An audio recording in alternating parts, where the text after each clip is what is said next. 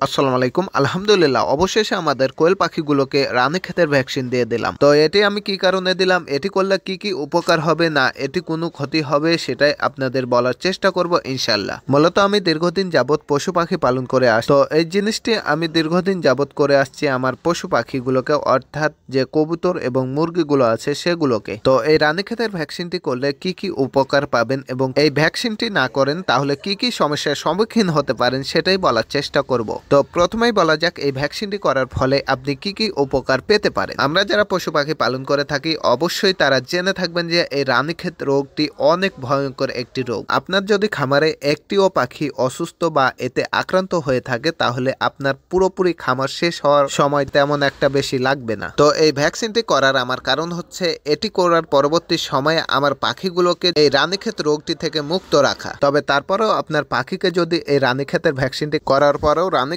রোগে কিছু পাখি আক্রান্ত হয়, তখন ওই পাখিগুলো সহ আপনার সকল পাখিগুলোকে আপনি ওষুধ প্রয়োগ করলেই ইনশাল্লাহ খুব সহজেই এটাকে কন্ট্রোল করা সম্ভব। অর্থাৎ সেই সময়তে আপনার এই ওষুধেই কাজ করবে গুরুত্বপূর্ণ সহকারে। আর যদি আপনার পাখিকে এই রানীক্ষেতের ভ্যাকসিনটি না করা থাকে তাহলে কি হতে পারে আপনার পাখিগুলো। তো সেই ক্ষেত্রে বলতে গেলে যখন আপনি এই পাখিগুলোকে অর্থাৎ আপনার পাখিগুলোকে রানীক্ষেতের ভ্যাকসিন নিয়মিত করবেন না, তখন সেই সময়ে যদি আপনার পাখিগুলোকে রানীক্ষেত রোগে আক্রান্ত হয় তখন আপনি যে কোনো ওষুধ প্রয়োগ করেন না কেন, কোনো প্রকার ওষুধই কাজ করবে না আপনার পাখিগুলোর উপরে। ভ্যাকসিন করলে কি হয়, আপনার পাখির অ্যান্টিবডি অর্থাৎ আপনার পাখির রোগ প্রতিরোধ ক্ষমতা অনেক অংশে বেড়ে যায়। এতে করে আপনার পাখিকে যদি রানীক্ষেত রোগে আক্রান্ত হয়ে থাকে বা হয়েও যায়, তার পরবর্তী সময়ে ওষুধ প্রয়োগের মাধ্যমে খুব সহজেই একটি থেকে দুইটি পাখি মারা যাওয়ার পরবর্তী সময়ে আপনার খামারের সবগুলোই পাখি সুস্থ হয়ে যেতে পারে। বাট আপনি যদি এই ভ্যাকসিনটি না করেন তাহলে আপনার কি হতে পারে পাখিগুলোর, মূলত এই পাখিগুলোকে যখনই রানীক্ষেত রোগে আক্রান্ত হবে তখনই কিন্তু এই পাখিগুলোকে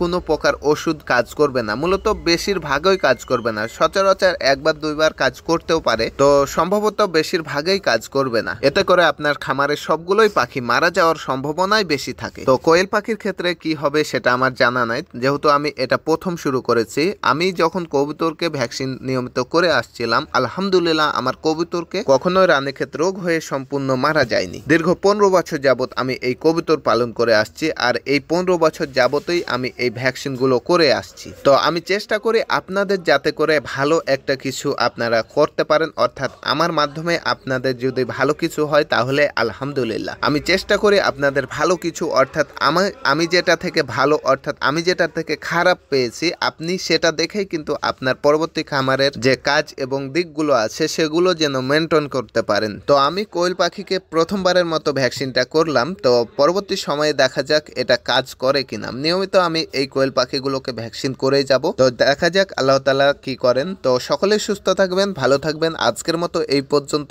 আমাদের জন্য সবাই দোয়া করবেন। তো সকলে সুস্বাস্থ্য কামনা করে আজকের মতো এই পর্যন্ত। আসসালামু আলাইকুম ওয়া রাহমাতুল্লাহ।